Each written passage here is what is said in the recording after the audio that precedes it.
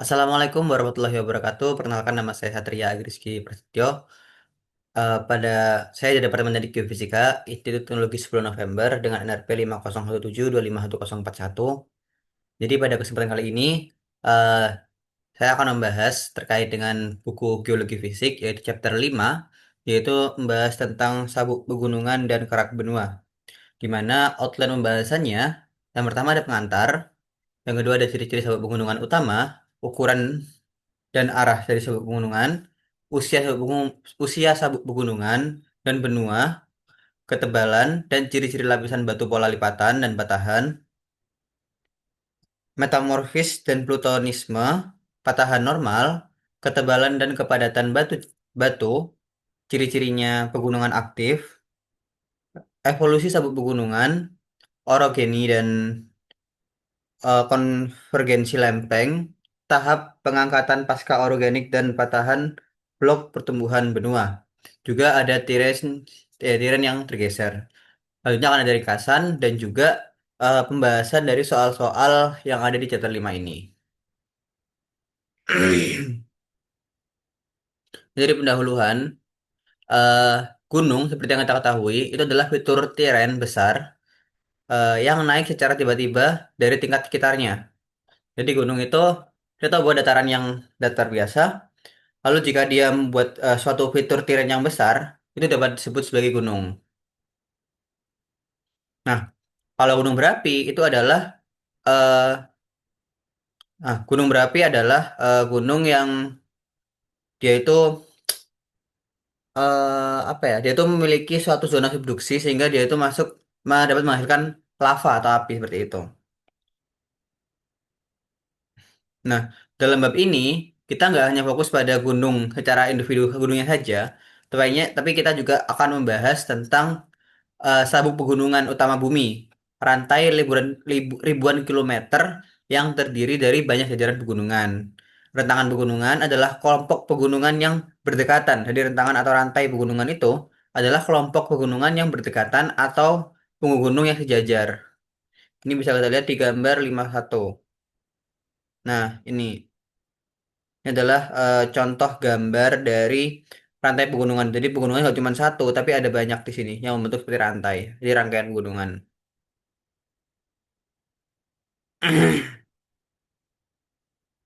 Nah, rentangan pegunungan sendiri itu kemungkinan terdiri dari batuan sedimen, vulkanik atau metamorf yang mengalami deformasi tektonik.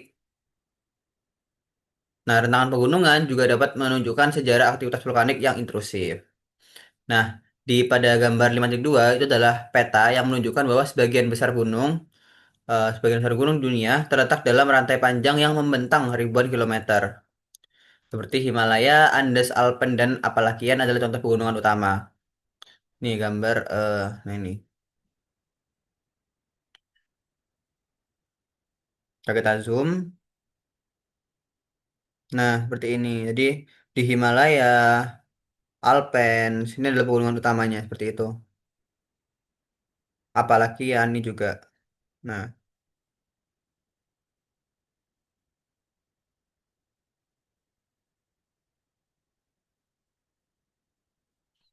nah, eh contoh pegunungan utama, ya. Nah, geolog itu menemukan bekerja di jajaran pegunungan sebagai tantangan fisik dan stimulasi intelektual. Pegunungan tinggi itu memiliki lereng curam dan eksposur batuan dasar yang luas. Hal ini karena memungkinkan geolog untuk mengurangi hubungan kompleks antara unit batuan. Namun, geolog mungkin harus menjadi pendaki gunung untuk bisa mengakses exposure yang baik.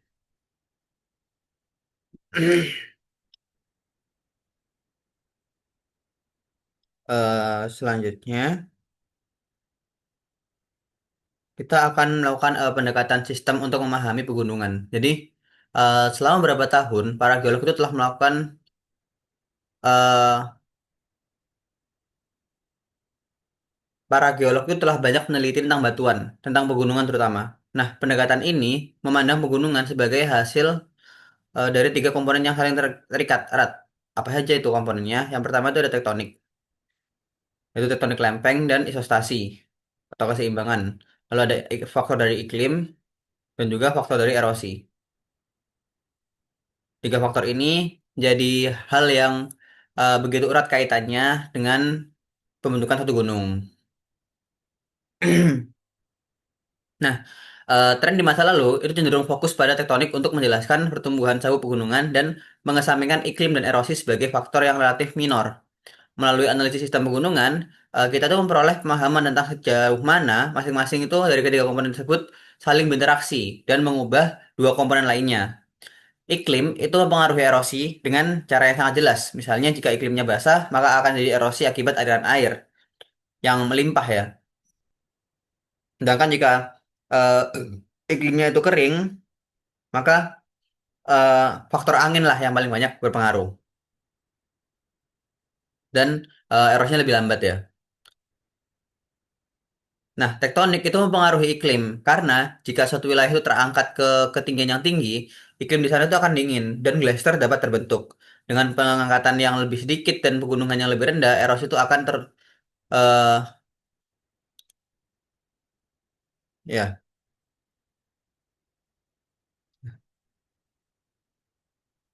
Nah, erosi sendiri juga dapat membantu menentukan apakah dataran tinggi menjadi lebih tinggi atau lebih rendah seiring waktu.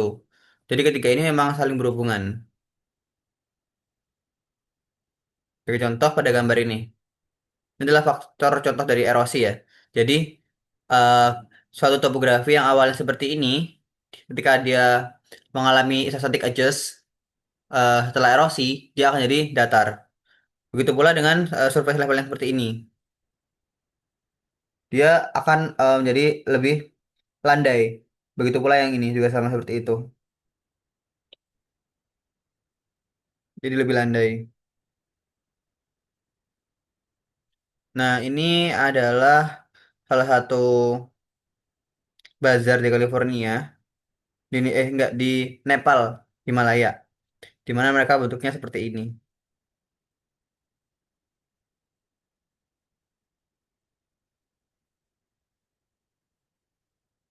Selanjutnya, ciri-ciri gunung utama ya. Yang pertama ada ukuran dan arahnya. Di mana jalur pegunungan utama itu sangat panjang dibandingkan dengan lebarnya. Kita akan lihat di gambar 5.3 yang menunjukkan dua jalur pegunungan utama di Amerika Utara. Nah, ini dia. Ini jalur pegunungan utama di Amerika Utara. Ada Appalachian di sini dan ada Aleutian Island di sini. Ada dua arah yang berbeda. Jadi Canadian Shield of North America. Hmm, ini Canadian masuk. Jadi eh, pegunungan Appalachian di sepanjang pantai timur dan pegunungan Cordillera Amerika Utara di barat. Beberapa jajaran pegunungan yang lebih dikenal di pegunungan Cordillera Amerika Utara seperti Sierra Nevada dan pegunungan Rocky telah diberi label. Nah, ini mana Sierra Nevada? Oke. Nah, ini Sierra Nevada di sebelah sini, Coast Mountain di sini, dan juga yang di Alpasian di sebelah sini. Ada dua pegunungan utama.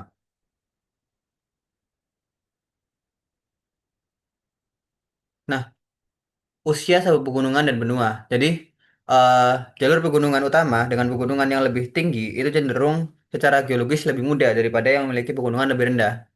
Nah, pembentukan pegunungan itu disebut sebagai orogeni ya. Pembentukan pegunungan atau orogeni. Benar. Nah, untuk Himalaya, jalur pegunungannya tertinggi di bumi. Jadi Himalaya itu adalah jalur pegunungan tertinggi di bumi. Dimulai sekitar 85 juta tahun yang lalu dan masih berlangsung hingga saat ini. Pembentukan pegunungan selain penyesuaian isostatik di pegunungan Appalachian yang jauh lebih rendah berhenti sekitar 255 juta tahun yang lalu. Rentang pegunungan individu secara sebuah pegunungan bagaimanapun dapat bervariasi secara signifikan dalam ketinggian meskipun usianya hampir sama.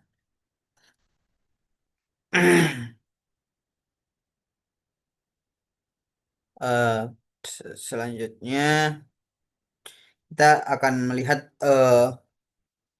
wilayah benua yang secara struktural stabil dalam jangka waktu yang lama disebut sebagai keraton. Nah, keraton seperti apa sih? Kita lihat gambarnya di 5.3, 5.4, dan 5.5. Nah, ini disebut sebagai keraton.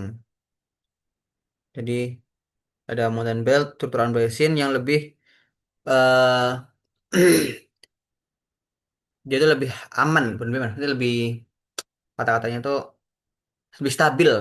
Jadi wilayah benua yang secara struktural lebih stabil dalam jangka waktu yang lama seperti keraton.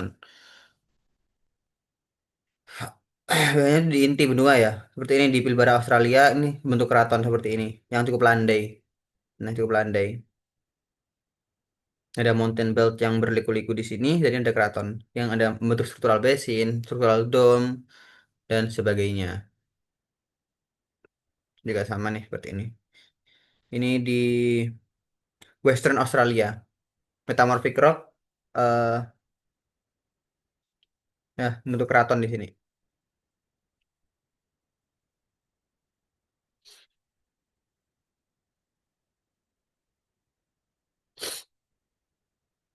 Oke. Selanjutnya, ketebalan dan karakteristik dari lapisan batu. Jadi, penutup batuan sedimen yang relatif tipis di atas dasar batuan di keraton kontras secara tajam dengan urutan sedimen tebal yang khas dari sabuk pegunungan. Jadi, penutup batuan sedimen yang tipis kontras secara tajam dengan urutan batuan sedimen di sabuk pegunungan. Maksudnya seperti apa? Jadi di sabuk pegunungan itu, eh, batuan sedimen itu berlapis umumnya tebal lebih dari 10 kilometer. Ini pada gambar 5.4 ya.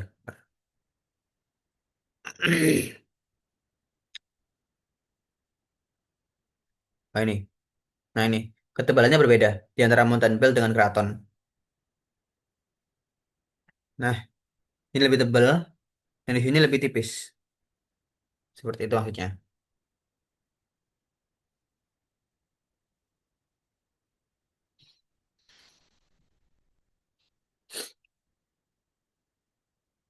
Eh, nah, batuan keraton itu mungkin tidak menunjukkan deformasi atau mungkin telah terbentuk secara lembut menjadi cekungan dan eh kubah di atas dasar.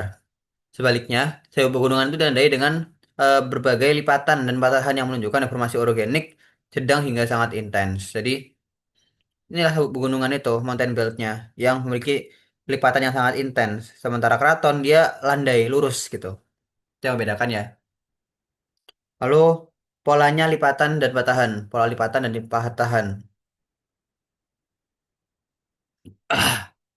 eh Merekonstruksi posisi asli dan menentukan ketebalan lapisan batuan sedimen dan vulkanik di sabuk pegunungan merupakan hal yang rumit karena dalam kebanyakan kasus batuan berlapis tersebut telah terlipat dan eh, terpatahkan setelah terendapkan.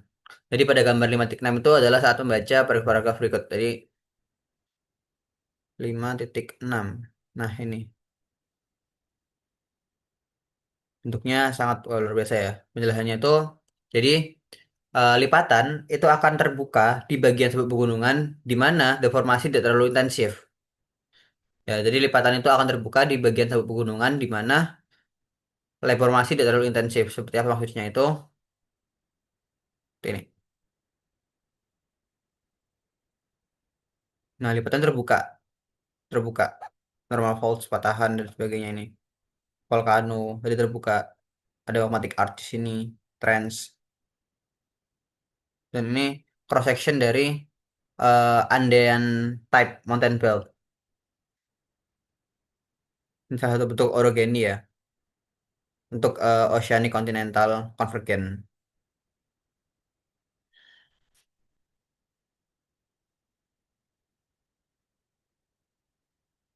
Lalu lipatan yang lebih rapat pada gambar 5.7 itu menunjukkan informasi yang lebih besar. Lipatan terbalik rebah yang besar. Jadi kalau lebih rapat itu 5.7, yang ini rapat-rapat sekali. Dan yang lebih lebar itu di ini lebih rapat ya, ini rapat-rapat sekali nih Mas Ian. Folder trust belt-nya. Sedangkan pada eh 5.8 itu lipatan terbalik yang rebah yang besar, mungkin terpapar di bagian pegunungan, ya pegunungan yang mengalami deformasi lebih intensif. Kita buka gambar 5.8. Nah, ini. Jadi cukup besar di sini. Nah, cukup besar. Ya. Patahan balik umum ditemukan, terutama di daerah yang sangat terlipat dari patahan balik. Yang waktu diperhatikan adalah sabuk lipatan dan patahan tuh dan patahan dorong yang ditemukan di banyak daerah pegunungan. Sabuk ini tandai oleh patahan dorong besar patahan balik dengan sudut rendah terhadap horizontal yang bertumpuk satu di atas yang lain. Batuan di antara patahan biasanya terlipat saat diangkut selama proses patahan. Secara keseluruhan, lipatan dan patahan dorong di sebuah pegunungan menunjukkan kompresi yang luar biasa atau pemendekan kerak dan penebalan kerak. Batuan sedimen pegunungan Alpen misalnya, itu diperkirakan menutupi area dasar laut selebar sekitar 500 km saat diendapkan. Lalu ada metamorfis dan plutonisme. Eh, Kompleks batuan metamorfis dan plutok regional itu umumnya ditemukan di pegunungan bagian yang paling intensif terdeformasi dari sabuk pegunungan utama. Sebagian besar batuan metamorfik itu awalnya adalah batuan sedimen dan vulkanik. Jadi sebagian besar metamorfik itu awalnya adalah batuan sedimen dan vulkanik yang pernah terpendam dalam dan mengalami tekanan intens serta suhu yang tinggi selama orogeni. Jadi batuan-batuan itu, batuan metamorfis itu terbentuk ketika batuan sedimen dan vulkanik itu mengalami suatu tekanan yang sangat tinggi dan pressure atau tekanan yang sangat tinggi dan juga suhu yang luar biasa tinggi. Lalu migmatit itu adalah batuan granit dan metamorf yang berlapis-lapis. Itu mungkin akan mewakili bagian-bagian dari sabuk pegunungan yang pernah berada pada tingkat yang lebih dalam di kerak bumi, di mana suhu yang tinggi lebih menyebabkan pelelehan sebagian batuan, seperti yang dibahas di bab 11 dan 15. Bagian-bagian ini harus eh, telah dipindahkan ke tingkat yang jauh lebih tinggi di kerak bumi selama dan setelah orogeni. Batolit yang sebagian besar granit juga berasal dari lapisan bawah kerak atau lapisan mantle.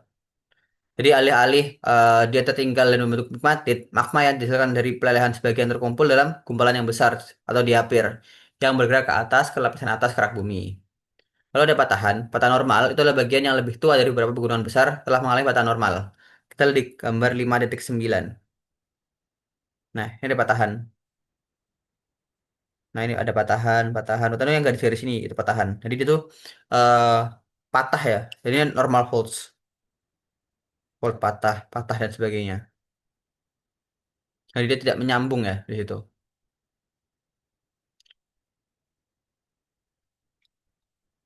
Nah, hubungan saling menunjukkan bahwa patahan normal itu terjadi setelah orogeni yang menghasilkan lipatan ketat, patahan dorong dan metamorfis serta setelah sebagian besar batuan itu terbentuk.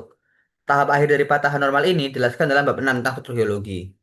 Dan ini merupakan hasil dari pengangkatan vertikal atau perpanjangan horizontal. Keduanya bertentangan dengan pemendekan keseluruhan dan dominan selama orogeni. Patah normal juga dapat terjadi di bagian tinggi dan tengah dari sabuk pegunungan selama orogeni. Sementara lipatan dan pergeseran patahan terjadi di bagian luar sabuk pegunungan. Nah, ini fault and thrust itu di luar sini. Sementara patahan itu ada di dalam seperti ini. Nah, ini coba bedakan. Saat sabuk pegunungan itu mengalami kompresi dan memendekan, bagian tengahnya terdorong ke atas perpanjangan dan tenaga bersama dengan patah normal terjadi saat batuan di atas tingkat mengalir keluar di atas batuan yang terkompresi di tingkat bawah. Ketebalan dan kepadatan batuan. Jadi penelitian geofisika itu memberikan informasi tambahan tentang eh, pegunungan dan kerak benua, seperti dibahas dalam bab 2 tentang interior bumi, di mana pengukuran gravitasi itu menunjukkan bahwa batuan kerak benua itu termasuk sabuk pegunungan. Adalah jadi kerak benua, jadi lapisan benua itu lebih ringan atau kurang padat daripada kerak samudra, di mana kecepatan seismik itu menunjukkan komposisi yang mendekati granit untuk kerak benua, sementara itu bukti dari studi seismik mendukung pandangan bahwa kerak yang lebih ringan ini jauh lebih tebal di bawah pegunungan bawah daripada di bawah keraton dan eh, kerak itu lebih tebal di bawah pegunungan yang lebih muda daripada yang lebih tua. Lalu ada ciri-ciri pegunungan aktif. Dari ciri-ciri pegunungan aktif itu yang jelas ada gempa bumi yang sering terjadi. Jika suatu gunung itu sering jadi gempa bumi, maka dapat dikatakan gunung tersebut masih aktif.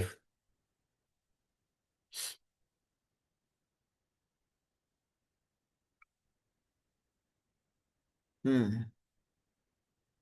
Lalu evolusi jalur pegunungan. Yang pertama ada orogeni dan konvergensi lempeng. Jadi seperti yang dijelaskan sebelumnya, setiap orogeni adalah episode deformasi intensif batuan di suatu wilayah. Deformasi ini biasanya batu ultramafik di sabuk pegunungan sering ditemukan di bagian pegunungan yang ditutupi oleh batuan ultramafik dan plutonik. Nah, seperti ini. Ini adalah bentuk salah satu orogeni ya di sini ya. Ketika ada patahan, ada eh, lekukan dan sebagainya. Ini eh, arah flow-nya ya, seperti ini. Dan di sini juga ada subduction jatuhnya, turunnya, tersubduksi di bawah gitu.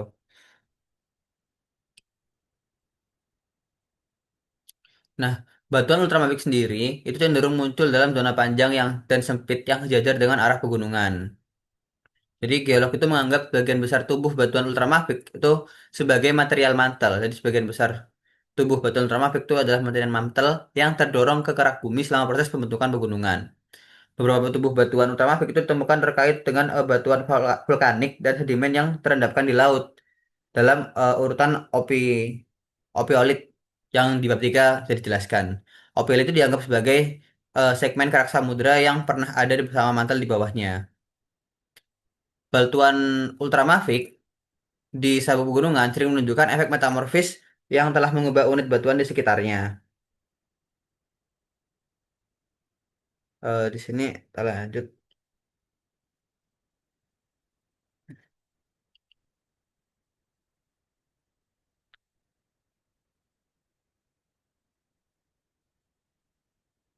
Ini satu contoh batuan ya, batuan beku di sini.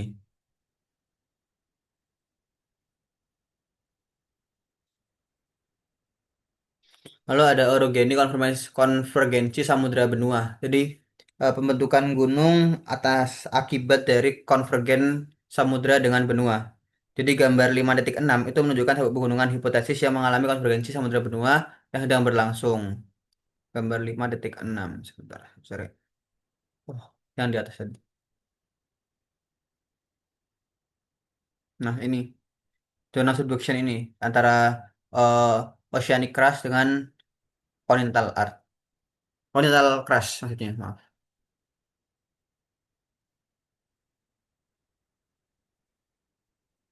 Jadi Andes, di mana lempeng Amerika Selatan itu menimpa lempeng Nazca, itu adalah contoh dari orogeni konvergensi samudra benua. Juga ada di babak selanjutnya nanti akan sangat sering bahas dan akan dibahas berulang juga terkait dengan orogeni akibat dari eh, tumbukan antara lempeng samudra dengan lempeng benua. Karena eh, tumbukan antara lempeng samudra dengan lempeng benua ini akan menyebabkan suatu zona subduksi yang di mana lempeng samudra ini menunjam ke bawah dan lempeng benua di atasnya. Dan di antara sini itu menghasilkan suatu zona yang subduksi yang menghasilkan magma. Sehingga karena magma itu dia lebih ringan sehingga dia akan menuju ke atas dan membentuk suatu pegunungan gitu.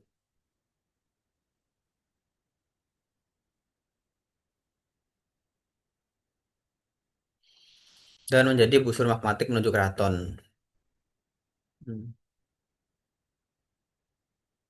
Ini penjelasan yang tadi. Nah, pada akhir tahun 1980-an dan awal 1990-an, para geolog itu mengembangkan model yang menjelaskan sabuk lipatan dan dorongan, patah normal stimulan, dan bagaimana batuan metaformik itu yang semula berada di kedalaman naik ke tingkat atas dalam sabuk pegunungan. Ini penting nih. Yang diyakini eh, terjadi adalah bahwa bagian tebal dan tinggi dari sebuah pegunungan menjadi terlalu tinggi dan tidak stabil secara gravitasi. Hal itu menyebabkan kolaps gravitasi dan penyebaran. Bagian yang bergerak menjadi semakin tinggi selama konvergensi lempeng. Hal ini disebabkan oleh kompresi batuan sedimen dan metamorfik, serta letusan vulkanik dan pembentukan pluton. Setelah beberapa waktu, tonjolan di sabuk pegunungan itu menjadi terlalu tinggi untuk didukung oleh batuan di bawahnya, dan proses runtuhan itu akan dimulai. Jadi, menurut geolog John Dewey sendiri, eh, keruntuhan itu dimulai ketika tonjolan melebihi 3 kilometer di atas permukaan laut, seperti yang ditunjukkan pada gambar 5.10. Gambar 5.10 itu, mana ya? Bentar.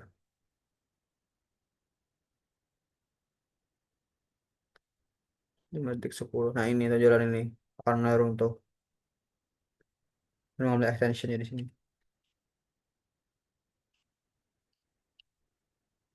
Selanjutnya, konvergensi busur benua. Terkadang, sebuah busur pulau bertabrakan dengan sebuah benua di gambar 5.11 ya. Nah ini, ketika kontinen arch itu bertabrakan ya, kontinen bertabrakan dengan suatu arch.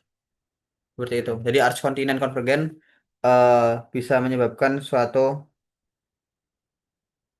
subduction. Jadi saat busur dan benua konvergen, lantai samudra antara keduanya dihancurkan oleh subduksi. Dan saat tabrakan terjadi, eh, busur seperti benua terlalu apung untuk disubduksi. Akhirnya apa? Konvergensi itu berkelanjutan dari dua lempeng yang dapat menyebabkan lantai laut yang tersisa terlepas dari busur.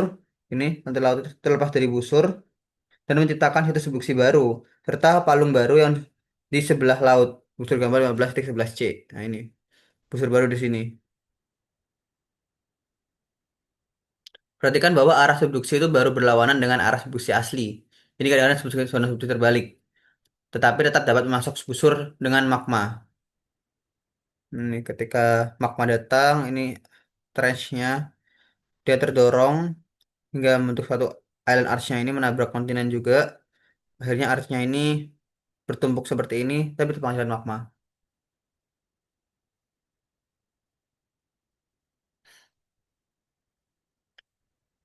Lalu pada gambar 5,12 ini adalah proses pembentukan pegunungan Apalakian. Jadi eh, ini ada perekambiannya seperti ini. Lalu ada Perimdemon Argent Caridolina Arch dan Antelestia Atlantic di sini. Dia spreading dan di antara spreading ini juga ada suatu kontinen di sini. Ini juga ada dua zona subduksi jadinya seperti ini.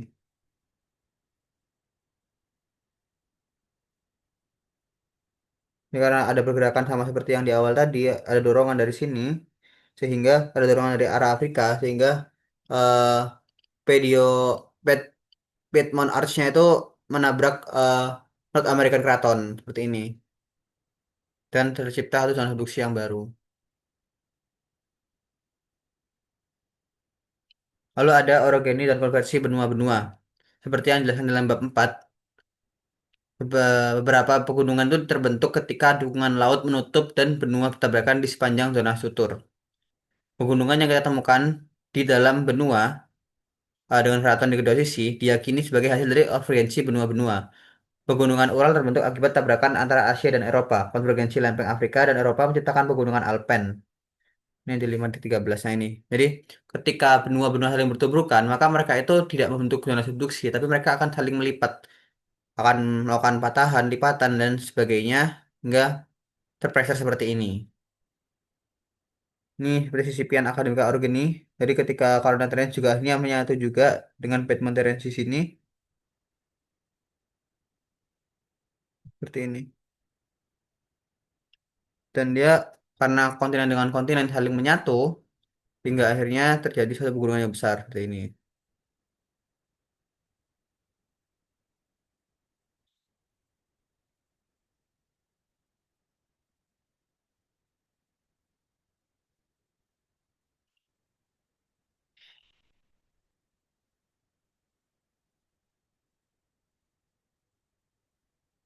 Lalu salah satu contoh lain dari konvergensi benua-benua itu ada pada India dan Asia yang telah mempengaruhi bagian-bagiannya jauh melampaui Himalaya dan Tibet ya. Jadi itu ketika Asia dan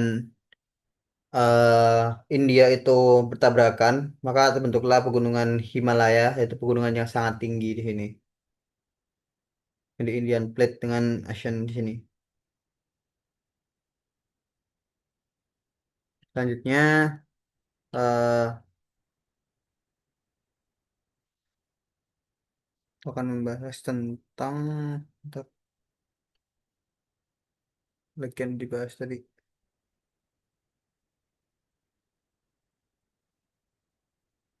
Jadi kerak benua yang lebih tebal itu akan mengapung lebih tinggi daripada benua yang stabil. Saat material di pegunungan dihilangkan oleh erosi, pegunungan tersebut mengapung ke atas untuk memulihkan keseimbangan statiknya. Jadi seperti pada bab 2 itu tentang statik, ketika suatu gunung ini mengalami erosi, maka akan ada kesetimbangan dari mantel di bawahnya untuk naik, hingga mereka akan tetap seimbang seperti ini. Kalau pada gambar 5 detik 16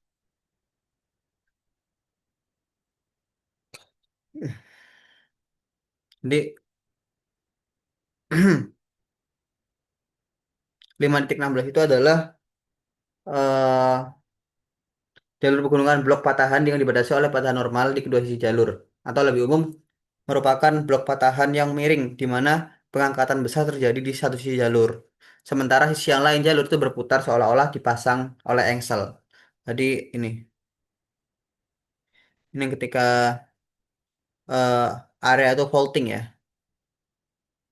Ada erosion surface di sini, ada granit juga di sini.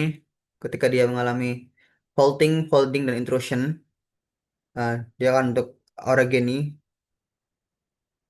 bersamaan dengan periode dari erosi. Ini ada erosi juga di sini. Nah, erosi yang hilang. Dan dengan area yang sama, bloknya itu mulai patah. Nah, ini sebelum ya, ini sebelum sebelum patah atau melipat dan sebagainya ya. Dan mereka mengalami erosi. Nah, ini setelah mereka blok faulting atau patah, bloknya akan seperti ini membentuk daerah sedimen deposit dan sebagainya. Itu adalah perbedaannya. Lalu di 517 ini adalah eh ten the Teton Reg di Wyoming. Di ini banyak sekali patahan di sini. Jadi batunya terekspos karena patahan itu tadi. Dan waktunya itu terekspos di Prakambrian Metamorphic dan Igneous Rock, eh, hingga dia tuh keluar ke atas gitu, terekstrusif. Ya, nanti adalah Sierra Nevada California dan Teton Wyoming. Ring adalah pegunungan blok patahan yang miring.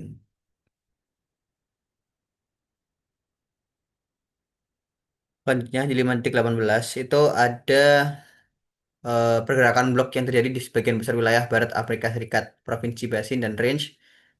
Basin Province dan Range juga disebut sebagai Great Basin di Nevada dan bagian utara Arizona, New Mexico, Idaho, dan California. Ini basin dan range-nya di sini. Oh. Nah, ini di basin dan range jadi geological provinsi seperti itu. Bentuknya seperti ini. Ada Snake River Plain, basin dan range-nya di sini berbentuk. Nah, ratusan jajaran pegunungan kecil yang dibentuk oleh batuan blok terlihat jelas. Mereka dipisahkan oleh lembah-lembah yang terisi dengan material erosi dari pegunungan. Ini, nah, dari erosi dari pegunungan benar terpisah gitu. Nah, perpanjangan dari basin dan range kemungkinan disebabkan oleh mantel yang lebih panas di bawah kerak, seperti yang tunjukkan pada gambar 5,19. Jadi, mantelnya lebih panas di sini, hingga mengalami perpanjangan, extension, di continental crust-nya. Lalu, nah, extension ini juga mengakibatkan perpanjangan yang menyebabkan adanya patahan. Ini patahan di sini, di blok bagian atas kerak.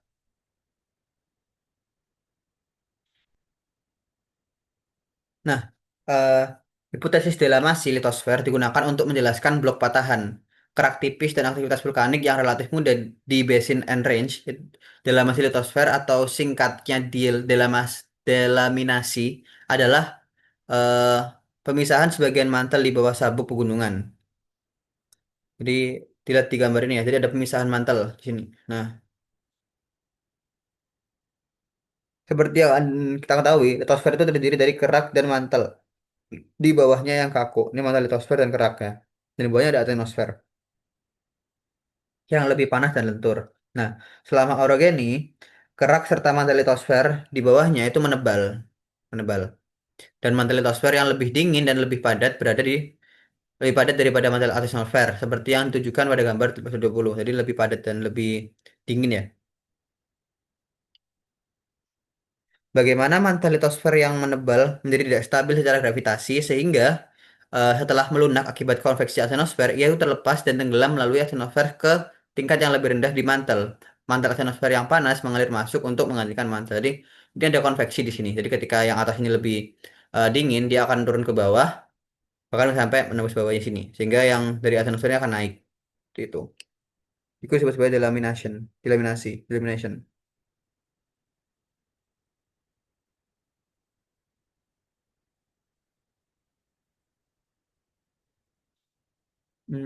Selanjutnya itu ada di gambar 5.21, yaitu eh, secara umum sebuah Tirens itu mencakup ribuan kilometer persegi, tetapi beberapa Tirens itu jauh lebih kecil.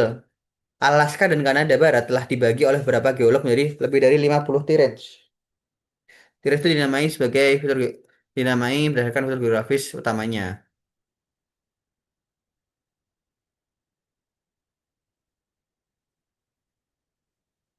Jadi, habis Tirens itu apa sih? Jadi, Tirenes atau tekstonostratigrafi atau secara sederhana disebut Tirens adalah wilayah di mana terdapat kontinuitas geologi.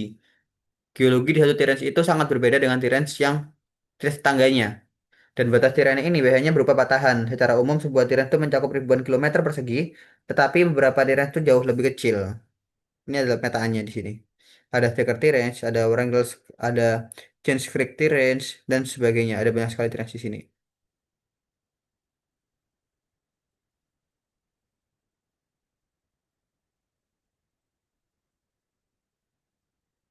Lalu gambar 5.2 itu menunjukkan rekonstruksi sementara tentang bagaimana bagian-bagian Alaska itu mungkin telah bermigrasi seiring waktu. Ini bagian-bagian dari Alaska itu bermigrasi seiring waktu. Ini didasarkan pada data paleomagnetik yang menunjukkan bahwa bagian-bagian Alaska itu awalnya terbentuk di selatan Khatulistiwa dan bergerak ribuan kilometer untuk menjadi bagian dari Cordillera Amerika Utara. Jadi mereka bergerak dari selatan sampai ke utara, sangat jauh sekali. Nah, perhatikan dari diagram bawah alur migrasi sederhana. Lempengnya terbelah, lempeng bergabung, dan arah pergerakan berubah dari waktu ke waktu. Ini berubah kan arah pergerakannya. 200 miliar tahun yang lalu, plate-nya itu pecah, lalu berjalan. 120 miliar tahun yang lalu, mengarah ke utara. Lalu 80 tahun yang lalu, dia crash di sini ke Super Terence. Dan dia terus berjalan ke arah utara. Lalu terbentuk transform fault 40 miliar tahun yang lalu. Dan the Super Terence ini eh dia ke utara Alaska. Dan saat ini Terence itu sudah ada di tempatnya. Oke, jadi itu adalah pembahasan tentang orogenik, bagaimana gunung terbentuk, bagaimana adanya Terence, patahan, dan sebagainya. Secara ringkasan, eh, jalur pegunungan utama terdiri dari beberapa jajaran pegunungan. Jalur pegunungan umumnya berpanjang ribuan kilometer tetapi hanya melebar beberapa ratus kilometer. Faktor-faktor utama yang mengendalikan pertumbuhan dan perkembangan jajaran pegunungan itu adalah deformasi intensif. Jadi selama orogeni, isositas, dan melakukan serta erosi. Orogeni itu melibatkan lipatan dan petahan pada batuan sedimen dan vulkanik. Metamorfis regional dan aktivitas vulkanik, orogeni terkait dengan konvergensi lempeng. Setelah orogeni terjadi, setelah orogeni, terjadi periode panjang pengangkatan, sering disertai patahan blok dan erosi. Akhirnya, sabuk pegunungan tererosi hingga menjadi dataran dan terintegrasi ke dalam keraton atau bagian dalam yang stabil dari benua. Menurut teori tektonik lempeng, pegunungan di tepi benua terbentuk akibat konvergensi benua-benua, sedangkan pegunungan di bagian dalam terbentuk akibat tabrakan benua-benua. Pengangkatan suatu wilayah setelah berakhirnya orogeni umumnya itu dikaitkan dengan penyesuaian isostatik kerak benua. Benua menjadi lebih besar ketika sabuk pegunungan baru terbentuk di sepanjang tepi benua, dan mereka juga dapat tumbuh melalui penambahan teren yang mungkin telah menempuh jarak jauh sebelum bertabrakan dengan benua. Oke, selanjutnya kita akan membahas soal-soal yang ada pada eh, bab kelima ini. Soal yang pertama, apa yang dapat kita ketahui dari sabuk lipatan dan dorongan tentang apa yang terjadi selama orogeni? Jadi, fold and thrust belt itu menunjukkan adanya kompresi dan pemendekan kerak bumi selama orogeni. Itu pada halaman 125. With spread during an orogeny, compression the result. Nomor dua, apa perbedaan antara kekuatan yang dapat menjelaskan pembentukan pegunungan blok patahan dan kekuatan yang dapat menjelaskan tahap orogenik? Jadi, fault block mountain terbentuk akibat gaya ekstensional atau gaya tarikan, sedangkan orogeny disebabkan oleh gaya kompresional atau tekanan. Itu yang membedakan ya. Jadi, fault block itu karena tarikan, tapi sedangkan yang orogeny itu karena tekanan. Tiga, jelaskan bagaimana erosi dan isostasi pada akhirnya menghasilkan kerak benua yang stabil dan relatif tipis. Jadi erosi itu mengikis gunung hingga lebih rendah dan isostasi menyesuaikan ketebalan kerak sampai menjadi stabil dan tipis seperti keraton. Erosi dan renewable upliftnya ini katakan seperti itu.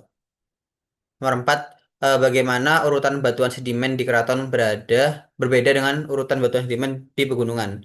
Jadi keraton itu memiliki lapisan sedimen yang lebih tipis dan stabil, sedangkan pegunungan itu memiliki lapisan yang terlipat dan terfaulting akibat deformasi. Nomor 5, apa urutan peristiwa yang menjelaskan terbentuknya sabuk pegunungan yang dibatasi di kedua sisinya oleh keraton? Jadi terjadi penutupan samudra dan tumbukan benua, kontinen-kontinen collision, menghasilkan sabuk pegunungan di antara dua keraton. Nomor 6, jalur pegunungan yang membentuk bagian barat Amerika Utara disebut sebagai B. Jalur pegunungan Amerika Utara. Keraton. Keraton itu adalah apa aja sih? Jadi keraton itu cover central parts of the United States of Canada, has only 1000 into 100 to 100 meters for sedimentary rocks and underlying old plutonic and metamorphic rock. Perisai Prakambrium, jawabannya C, adalah kompleks batuan metamorfik dan plutonik prakambrium yang terpapar di area yang luas. Nomor 9, lipatan dan patahan balik di sebuah sabuk pegunungan itu menunjukkan adanya pemendekan kerak. Nomor 10, manakah di antara berikut ini yang bukan merupakan salah satu faktor pengendali utama yang menentukan karakteristik sebuah pegunungan, yaitu usia batuan. 11, untuk menjelaskan lipatan dan sabuk dorongan, patahan normal simultan dan bagaimana batuan metamorfik yang dalam itu naik, para geolog menggunakan model yang disebut sebagai keruntuhan gravitasi dan penyebaran spreading ya. Ya, 12. Siklus Wilson itu menggambarkan siklus pemisahan sebuah superbenua diikuti oleh tabrakan benua-benua. 13. Pemisahan sebagian lapisan mantel dari litosfer di bawah sabuk pegunungan disebut sebagai delamasi litosfer. 14. Manakah yang bukan jenis tirens terakumulasi? Jadi tirens itu adanya eh, tektonostratigrafik, eksotik, accelerate, dan suspek. 15. Apa yang menjadi sumber tirens? Jawabannya D. Source include microcontinents, island arcs, dan fragment of distant continents. 16. Gangguan blok dapat disebabkan oleh ACD, jadi penyesuaian isostatik, keruntuhan gravitasi, dan pelepasan litosfer. 17. Manakah yang bukan ciri khas dari sabuk pegunungan yang terbentuk melalui konvergensi samudra benua? Dominasi patahan normal dibandingkan patahan balik. 18. Ketinggian saat ini dari pegunungan Appalachian terutama disebabkan oleh pengangkatan pasca orogeny. Lalu untuk memperluas pengetahuan, soal nomor 1, bagaimana ketidaksesuaian digunakan untuk menentukan kapan orogeny terjadi. Jadi ketidaksenambungan atau unconformity menunjukkan jeda deposisi dan erosi akibat pengangkatan selama orogeny. Dua, bagaimana tomografi seismik telah berkontribusi terhadap pemahaman kita tentang sabuk pegunungan. Jadi tomografi itu seismik itu membantu memetakan ketebalan kerak dan anomali mantel di bawah sabuk pegunungan. Nomor 3, bagaimana batuan basalt dan ultramafik dari litosfer samudra menjadi bagian dari pegunungan. Jadi batuan ultramafik dan basaltik itu terdorong ke kerak benua selama subduksi dan menjadi bagian dari sabuk pegunungan. Nomor 4, mengapa sebuah keraton itu mengalami deformasi lokal dan menjadi cekungan dan kubah? Jawaban adalah karena penyesuaian isostatik dan gaya vertikal akibat beban sedimen atau erosi. Dan yang terakhir nomor 5, bagaimana fosil dalam batuan suatu terens dapat digunakan untuk menunjukkan bahwa terens tersebut merupakan terens eksotik? Jawabannya adalah fosil itu menunjukkan lingkungan atau iklim berbeda dari wilayah sekitarnya dan menandakan terens berasal dari tempat lain. Oke, jadi itu dia adalah pembahasan kita terkait dengan chapter 5 yang membahas terkait dengan patahan, folding, orogeny, pembentukan gunung, dan sebagainya. Di mana pembahasan ini juga sempat dibahas di beberapa sebelumnya seperti sostasi dan sebagainya. Eh, Semoga apa yang saya sampaikan bermanfaat. Terima kasih atas perhatiannya. Wassalamualaikum warahmatullahi wabarakatuh.